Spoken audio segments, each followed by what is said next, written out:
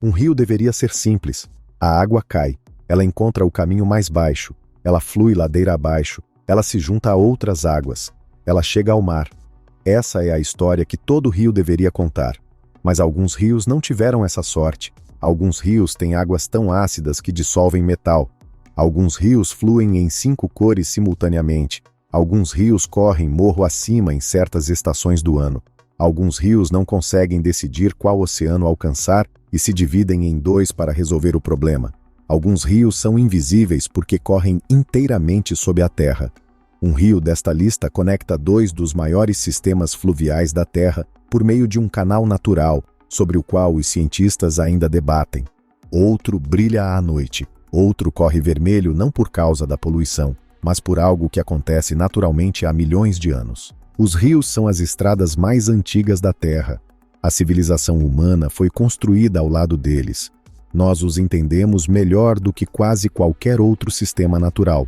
E, no entanto, os 15 rios desta lista se recusam a se comportar como rios deveriam. Estes são os 15 rios mais estranhos do planeta. Todas as informações sobre cada um deles são verdadeiras. Cano Cristales, Colômbia. A maioria dos rios tem uma cor. Geralmente é marrom, azul, verde ou alguma variação barrenta das 3, dependendo da estação do ano. O Cano Cristales, um rio de 100 quilômetros que atravessa a Serranía de la Macarena, na província colombiana de Meta, apresenta 5 cores simultaneamente. E isso só acontece por algumas semanas a cada ano. Durante um breve período entre as estações chuvosa e seca, quando o nível da água atinge um equilíbrio específico que não existe em nenhum outro lugar e cria condições que nenhum outro rio na Terra consegue replicar. As cores provêm de uma planta chamada Macarenia clavigeira, uma espécie de erva aquática que cobre o leito do rio em grande quantidade em todo o Cano Cristales. Durante a estação seca, não há água suficiente. Durante a estação chuvosa, a água corre muito rápido e profundamente, bloqueando a luz solar. Mas durante o curto período de transição, normalmente de setembro a novembro, o nível da água baixa para o nível exato em que a luz solar atinge o leito do rio no ângulo necessário para desencadear o processo reprodutivo da planta.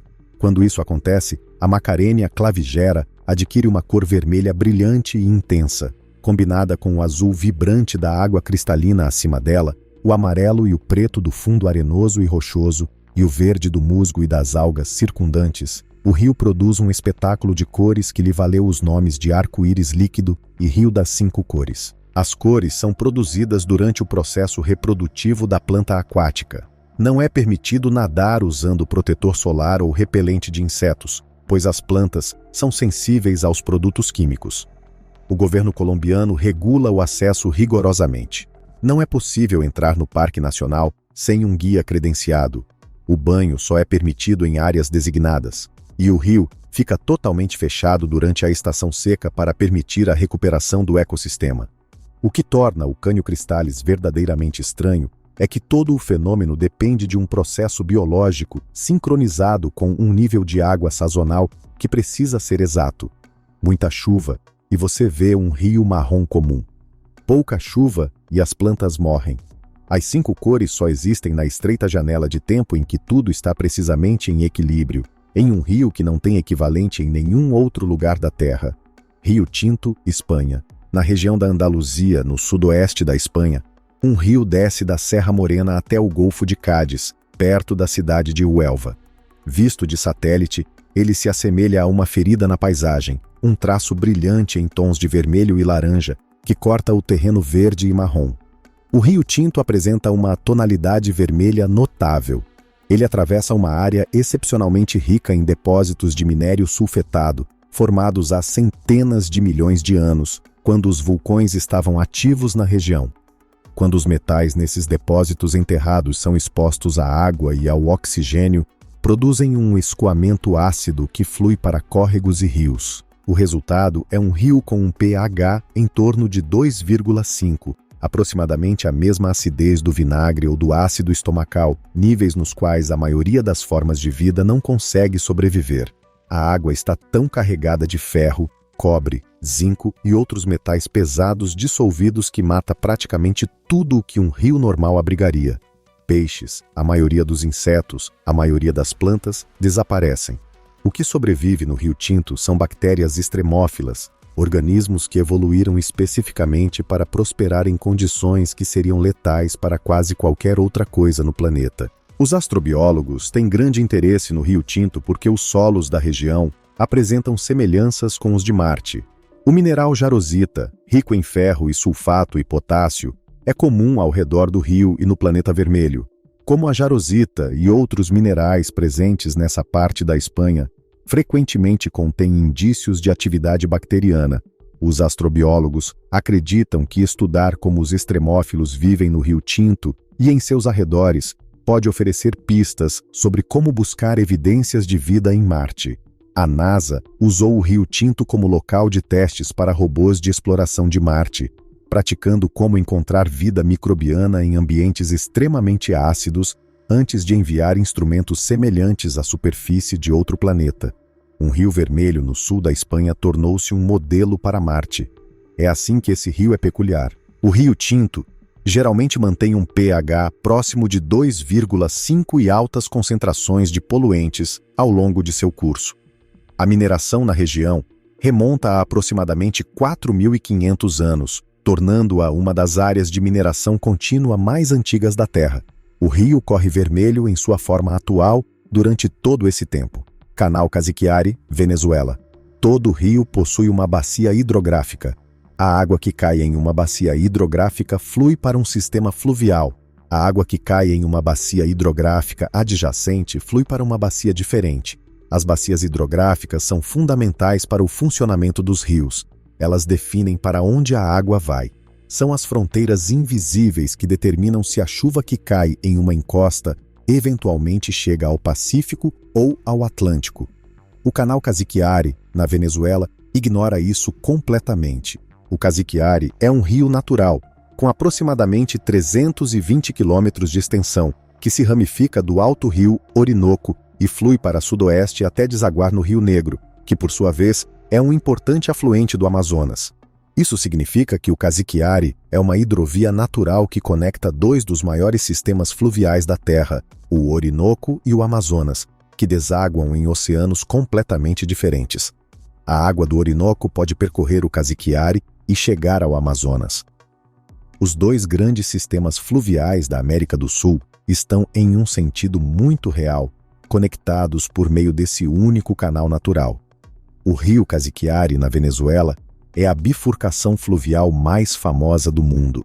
É o maior rio do tipo que liga dois grandes sistemas fluviais. Pesquisadores o descreveram como o equivalente hidrológico de um buraco de minhoca entre duas galáxias. Alexander von Humboldt, o grande naturalista e explorador alemão, viajou pelo Cassiquiare em 1800 e produziu uma das primeiras descrições científicas do rio, confirmando o que os povos indígenas da região já sabiam há muito tempo. Os cientistas europeus da época se recusavam a acreditar que tal conexão pudesse existir naturalmente. Eles presumiam que um canal desse tipo teria que ter sido construído por humanos. A ideia de que a água simplesmente escolheria conectar dois sistemas fluviais completamente separados por conta própria, sem qualquer intervenção humana, violava as regras da hidrologia como eles as entendiam. As regras da hidrologia estavam erradas. O Cassiquiare existe. A água que nasce na bacia do Orinoco chega à bacia do Amazonas por meio de um rio que nenhum ser humano construiu. E isso ainda acontece hoje. O rio subterrâneo de Puerto Princesa, Filipinas. O rio subterrâneo de Puerto Princesa, na ilha de Palawan, nas Filipinas, faz algo que rios normalmente não conseguem fazer. Ele flui subterraneamente por aproximadamente 8,2 quilômetros através de uma montanha, passando por uma série de câmaras subterrâneas de dimensões extraordinárias, antes de desaguar no Mar da China Meridional, na costa. Não subterrâneo no sentido de um bueiro ou um cano enterrado.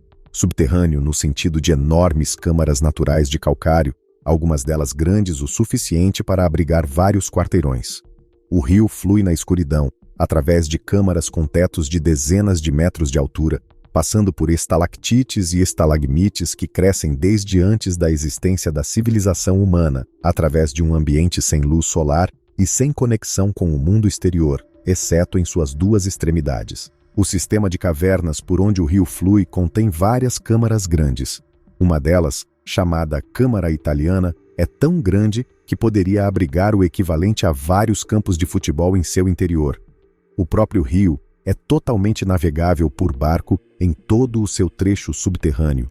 Passeios guiados levam os visitantes ao sistema de cavernas em pequenos barcos, por passagens onde a única luz vem das lâmpadas dos barcos e onde a escala da arquitetura da caverna só é visível em seções, conforme o feixe de luz se move pelo teto. O rio subterrâneo é patrimônio mundial da Unesco e foi eleito uma das novas 7 maravilhas da natureza em um concurso de 2011. 8 espécies de répteis vivem dentro e ao redor do sistema de cavernas. Grandes colônias de morcegos habitam as partes superiores das câmaras da caverna, e o guano que produzem ao longo dos séculos tornou-se uma importante fonte de alimento para o ecossistema interno. O rio dentro da caverna é influenciado pelas marés em seus trechos inferiores, o que significa que a água do mar recua para dentro da caverna com a maré, criando um ambiente salobro onde a água doce e a água salgada se misturam na escuridão total. Um rio que atravessa uma montanha por mais de 8 quilômetros e deságua diretamente no mar, na costa, carregando consigo seu ecossistema em escuridão permanente. Não existe outro rio no mundo como ele. O Rio Encantado Inatuan, Filipinas. Em Mindanao, a segunda maior ilha das Filipinas, existe um pequeno rio que intriga as comunidades locais e os pesquisadores visitantes por um motivo muito diferente do rio subterrâneo de Palawan. O rio Hinatuan, conhecido universalmente como o Rio Encantado, tem uma cor azul quase inacreditável. Não o azul de um mar tropical raso, algo mais profundo, algo que em fotografias e ao vivo parece mais a cor de uma gema do que a cor da água. A nascente do rio Hinatuan não é totalmente compreendida. Não parece ser alimentado principalmente por água superficial. Acredita-se que esteja conectado a um sistema de cavernas subterrâneas e possivelmente ao mar, o que explicaria tanto a extraordinária transparência da água, quanto a notável cor azul proveniente da profundidade da coluna d'água e da transparência da água acima dela. Espécies marinhas foram encontradas no rio que não deveriam existir em água doce, sugerindo que ele se conecta ao oceano por meio de passagens ainda não mapeadas. O rio é relativamente curto. Ele se alarga rapidamente, formando uma piscina natural antes de desaguar no mar. É cercado por floresta tropical. Em certas épocas, grandes cardumes de peixes aparecem no rio em movimentos súbitos e coordenados que os moradores locais descrevem como uma cerimônia. Pesquisadores observaram o fenômeno, mas ainda não conseguiram explicar completamente o mecanismo por trás dele. Os peixes parecem se reunir, circular e depois se dispersar em padrões incomuns para as espécies envolvidas. O Rio Encantado é tema de lendas locais há gerações, e a lenda, como frequentemente acontece, contém uma verdade que a ciência ainda não conseguiu desvendar completamente. A origem da água ainda é debatida. A ligação com o mar permanece desconhecida. A biologia completa da vida marinha nas profundezas do rio ainda não foi totalmente documentada. O azul é real. O mistério que se esconde sob ele também é real. O Rio Negro, Brasil e Colômbia. O Rio Negro é o maior rio de águas negras do mundo e o maior afluente da margem esquerda do Amazonas. É também um dos fenômenos naturais mais visualmente impressionantes da América do Sul, pois, ao encontrar o Rio Negro com o Rio Amazonas perto da cidade de Manaus, no Brasil, os dois rios correm lado a lado sem se misturarem por aproximadamente 6 quilômetros. Nesse ponto, o Amazonas tem uma cor amarelo-acastanhada, lamacenta e lodosa, correndo rápido e carregado de sedimentos. O Rio Negro é escuro, quase preto, de correnteza lenta, quente e ácido. A diferença na temperatura, velocidade, densidade e composição química da água entre os dois rios é tão significativa que eles resistem fisicamente à mistura. Correm lado a lado em faixas visivelmente distintas, preto contra marrom, por 6 quilômetros antes de finalmente começarem a se fundir. Esse encontro das águas, como os brasileiros o chamam, é visível de barcos, pontes e imagens de satélite. Parece uma pintura na qual alguém traçou uma linha reta com 2 pincéis diferentes. A cor preta do Rio Negro provém da matéria orgânica dissolvida, principalmente ácido úmico, liberado pela decomposição da vegetação nas florestas alagadas por onde o rio passa. A água é tão escura que parece preta vista de cima, mas na verdade é um marrom muito escuro e transparente. Apesar da cor, é relativamente limpa e pobre em nutrientes em comparação com o Amazonas, que é carregado de sedimentos. A acidez do Rio Negro também significa que ele praticamente não contém larvas de mosquito, tornando o leito do rio significativamente mais livre desses insetos em comparação com a bacia amazônica circundante. O encontro das águas é um dos fenômenos naturais mais visitados da região amazônica. É também um evento que só poderia ocorrer onde dois rios com características radicalmente diferentes escolhem o mesmo leito no mesmo instante. O Amazonas levou milhões de anos para criar esse encontro. Ele dura 6 quilômetros antes que os dois rios se unam e se tornem um só. O rio Yarlung Tsangpo, no Tibete. O Yarlung Tsangpo é o rio principal mais alto da Terra.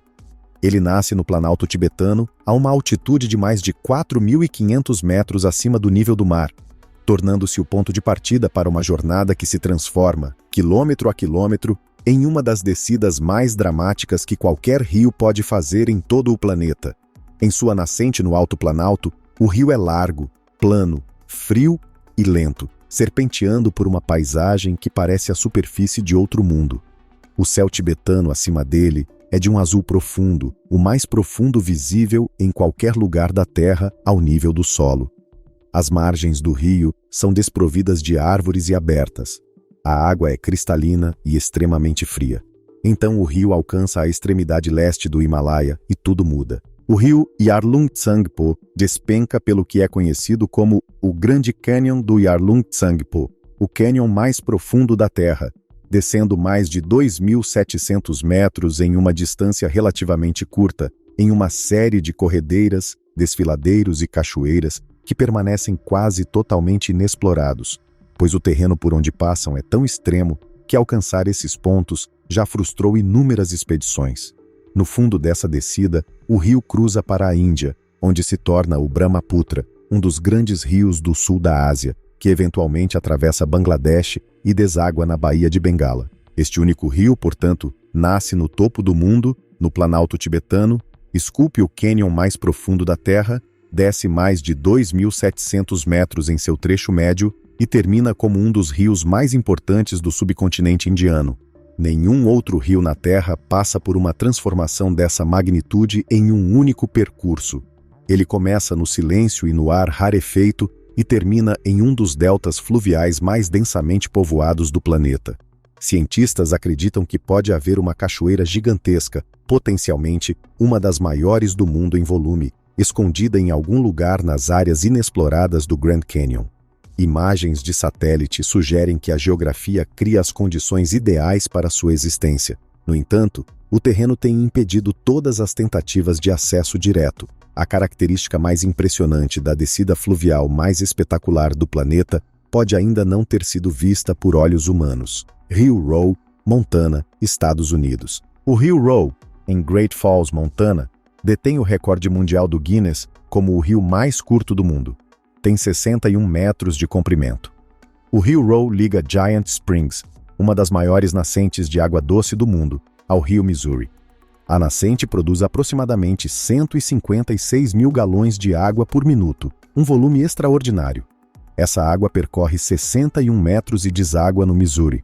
O rio tem um começo, um meio e um fim. Tem correnteza, tem margens. É, por todas as definições técnicas, um rio. É também mais curto do que muitas piscinas e mais curto do que a distância entre a frente e os fundos de um prédio grande. Você pode percorrer toda a sua extensão em menos de 1 minuto. O rio Rowe tornou-se famoso em parte devido à competição um tanto absurda que gerou. Uma turma de estudantes do ensino médio de Great Falls fez campanha para que o Guinness o reconhecesse como o rio mais curto do mundo em 1987, dando-lhe um nome, já que não tinha um nome oficial. O reconhecimento funcionou. A cidade de Lincoln City, no Oregon, contestou imediatamente o título em nome do seu próprio rio, o Rio D, que foi medido novamente na maré alta para reduzir o comprimento registrado. O Guinness acabou por aposentar completamente a categoria de rio mais curto, aparentemente decidindo que a rivalidade entre duas cidades americanas sobre qual dos seus minúsculos rios era o mais curto não era uma competição que valesse a pena arbitrar. O rio Roe ainda existe. 61 metros de água corrente com um nome, uma página na Wikipédia e um recorde do Guinness que oficialmente já não existe. O rio Riffelsee, na Suíça. Existe um rio nos Alpes suíços, perto do Matterhorn, onde a água flui numa direção que parece desafiar as leis básicas da física. O Riffelsee fica acima de Zermatt, a uma altitude de cerca de 2.757 metros. Em certas épocas do ano, a água do lago parece fluir morro acima antes de descer. O efeito é uma ilusão de ótica criada pela geometria específica do vale e pela perspectiva de onde o rio é observado, mas é tão fascinante que atraiu a atenção da comunidade científica e foi documentado em relatos de caminhantes e pesquisadores que testemunharam o fenômeno. O próprio rio alimenta um sistema de cascatas que despenca dramaticamente no vale abaixo de Zermatt, numa série de quedas d'água que produzem uma névoa visível a grandes distâncias. O cenário, com o Matterhorn visível do lago e a água descendo pelos prados alpinos em direção ao vale, faz dele um dos sistemas fluviais curtos mais visualmente impressionantes da Europa.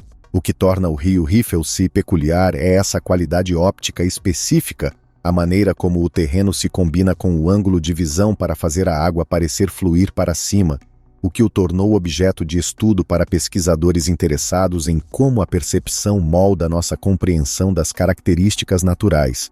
Um rio deveria fluir para baixo. Tudo sobre como interpretamos a paisagem nos diz que a água se move em uma direção.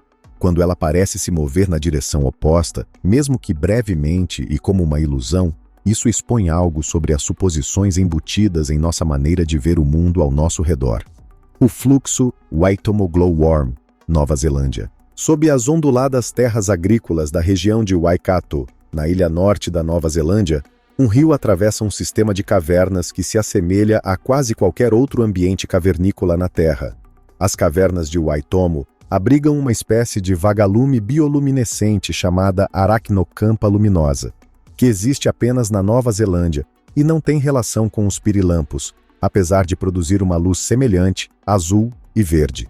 Dezenas de milhares desses organismos cobrem o teto da caverna acima do rio subterrâneo, produzindo um brilho contínuo, que transforma o teto da caverna no que os visitantes descrevem como um céu noturno estrelado por luzes azul-esverdeadas refletidas na água escura abaixo.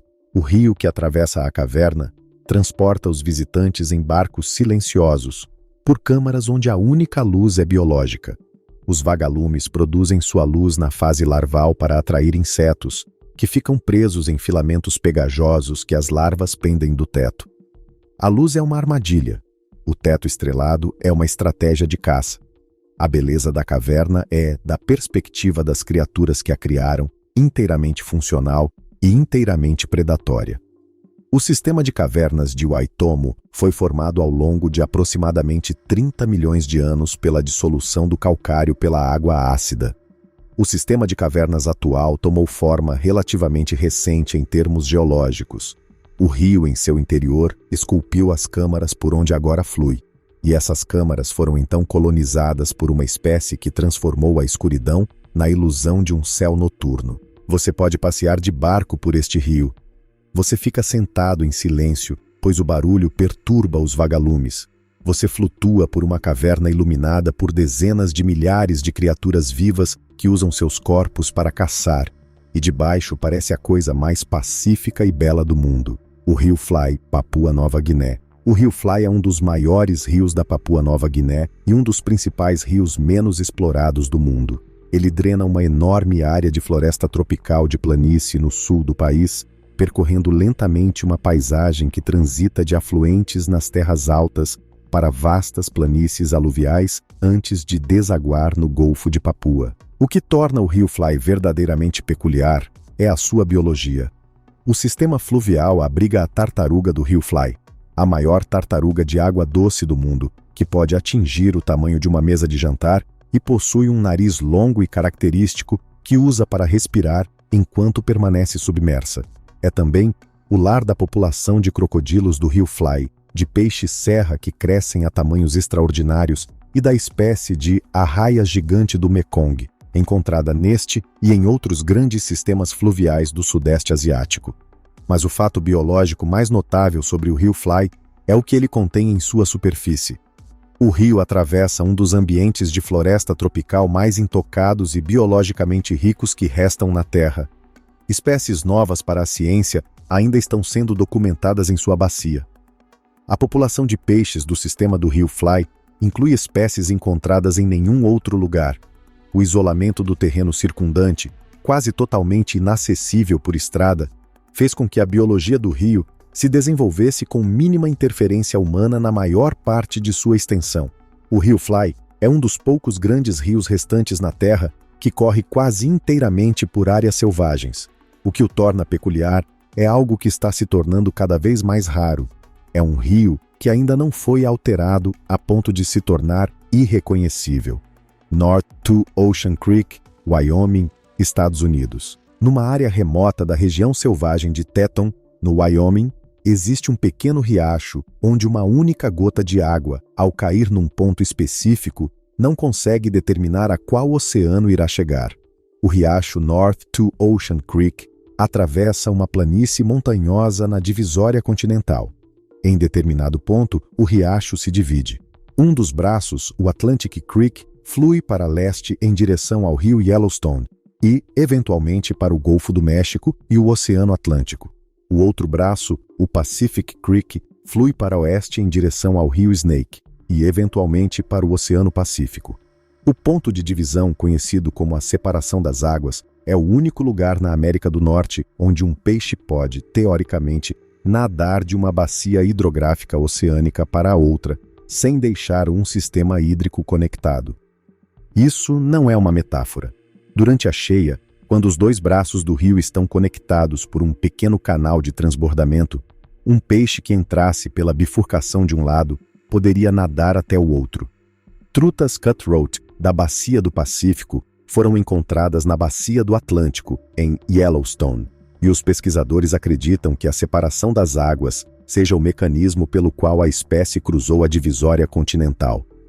Localizado no noroeste do Wyoming, o riacho North Two Ocean Creek atravessa um canyon. Ao sair do canyon, ele se divide em Atlantic Creek, que deságua no rio Yellowstone e no Oceano Atlântico, e Pacific Creek, que deságua no rio Snake. A bifurcação é conhecida como a separação das águas e é acessível aos visitantes do Parque Nacional de Yellowstone.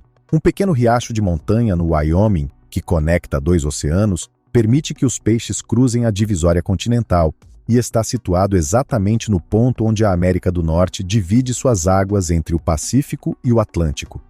A dimensão do impacto desse pequeno riacho é completamente desproporcional à sua aparência no terreno. O rio Obi, na Sibéria.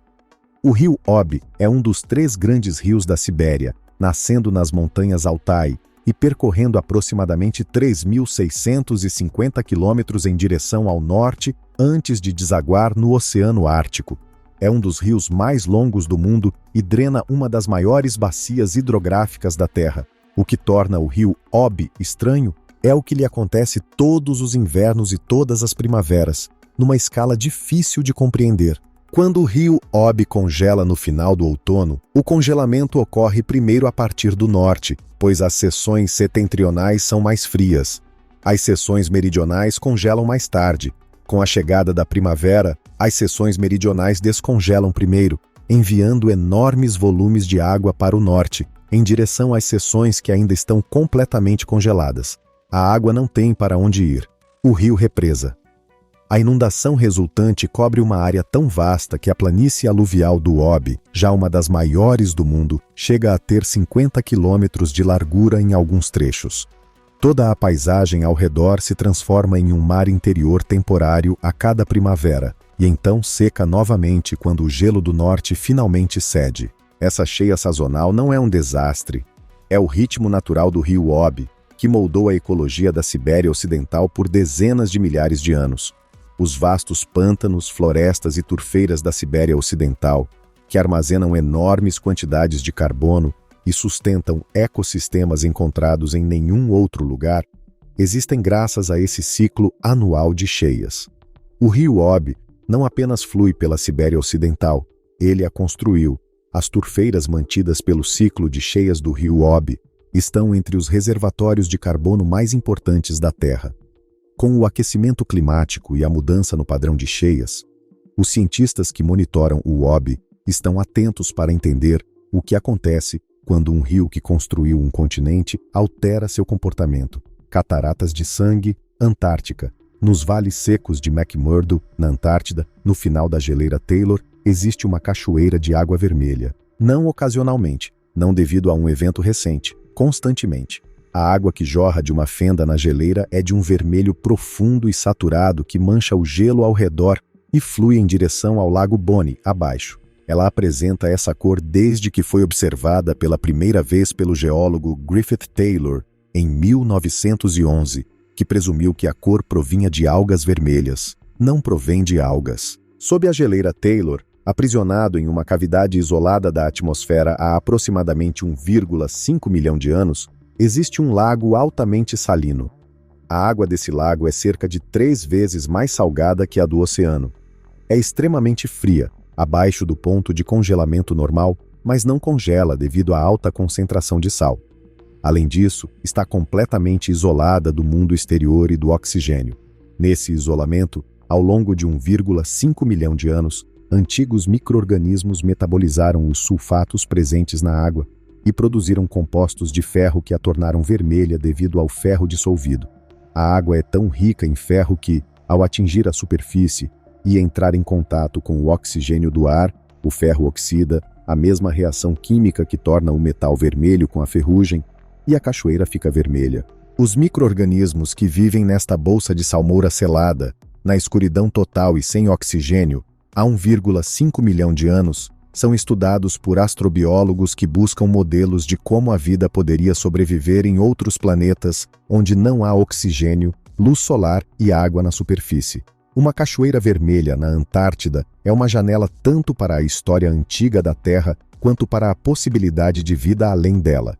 Rio Jinsha, China. O rio Jinsha, que forma o trecho superior do rio Yangtze, antes de receber os principais afluentes que lhe conferem seu volume total, percorre um dos corredores geologicamente mais ativos e sismicamente instáveis da China. Ele atravessa a região dos 3 rios paralelos, na província de Yunnan, onde os rios Jinsha, Lancang e Nu correm em cursos paralelos, separados por cadeias de montanhas por centenas de quilômetros. Uma configuração que não existe em nenhum outro lugar da Terra e que foi declarada Patrimônio Mundial da Unesco por sua extraordinária importância geológica e biológica. O que torna o rio Jinsha particularmente estranho é a velocidade de sua transformação geológica. O rio está ativamente escavando o planalto a uma das taxas mais rápidas já registradas para qualquer rio na Terra. O desfiladeiro do Salto do Tigre, esculpido pelo Jinsha na província de Yunnan, é um dos desfiladeiros mais profundos do mundo, com o rio correndo a mais de 3.000 metros abaixo dos picos circundantes em seu ponto mais profundo. O desfiladeiro continua a se aprofundar. O rio continua a escavar. A paisagem que circunda o Jinsha está sendo ativamente remodelada pela água que se move através dela a um ritmo geologicamente acelerado. 3 dos maiores rios da Ásia correm paralelamente pela mesma cordilheira por centenas de quilômetros, cada um esculpindo seu próprio desfiladeiro em um terreno que está sendo ativamente remodelado por essa erosão. O Jinsha não é estranho por sua aparência em um dado momento. É estranho pelo que está em processo de transformação. O rio Darkling do Okavango, Botsuana. A maioria dos rios deságua no mar. O rio Okavango nasce nas terras altas de Angola, deságua no deserto do Kalahari, no Botsuana, e simplesmente desaparece. Não chega a nenhum oceano. Não se junta a nenhum outro sistema fluvial. Não desaparece no subsolo para ressurgir em outro lugar. Ele se espalha por um vasto delta interior de canais, ilhas e planícies aluviais sazonais, cobrindo aproximadamente 15.000 quilômetros quadrados, e então a água evapora lentamente e se infiltra na areia do deserto. O delta do Okavango é o maior delta interior do mundo, um sistema fluvial que despeja toda a sua água em um deserto e a perde completamente para o calor e a areia. Mesmo terminando em um deserto, o delta do Okavango é um dos ecossistemas com maior biodiversidade da África. Centenas de espécies de aves, dezenas de grandes mamíferos, incluindo leões, elefantes, hipopótamos, leopardos e cães selvagens, e uma extraordinária variedade de peixes e répteis vivem em um sistema construído por um rio que nasce em algum lugar e nunca desaparece. As cheias do delta são impulsionadas pelas chuvas em Angola, muito ao norte, o que significa que a cheia chega na estação seca do Botsuana, quando é mais necessária, fazendo com que o ciclo de vida do delta funcione em aparente contradição com o clima ao seu redor. Quando o Kalahari está mais seco e quente, o Okavango transborda. Quando as chuvas chegam ao Botsuana, o delta está em seu nível mais baixo. Um rio que atravessa um continente chega a um deserto, recusa-se a continuar até o mar e, em vez disso, constrói o ecossistema de vida selvagem mais rico do continente no local onde decide parar. O Okavango é o único rio na Terra que escolheu um deserto como destino e transformou essa escolha em algo extraordinário. Esses 15 rios não têm nada em comum, exceto o fato de que todos eles quebraram uma regra que os rios deveriam seguir. Os rios são as estradas mais antigas da Terra. Nós os mapeamos, demos nomes a eles, represamos, desviamos seus cursos, envenenamos alguns deles e dependemos de todos eles para tudo o que a civilização humana construiu. E depois de tudo isso, rios como o Casiquiare, o Canho Cristales, as Cataratas de Sangue e o Okavango ainda estão por aí, fazendo coisas que o modelo padrão de funcionamento de um rio não consegue explicar completamente. O planeta ainda guarda surpresas. A maioria delas está na água. Qual desses rios você mais gostaria de ver com seus próprios olhos? Deixe sua opinião nos comentários. E se você quiser continuar explorando os lugares deste planeta que se recusam a se comportar da maneira que deveriam, assine o Parallel Facts. Vamos continuar.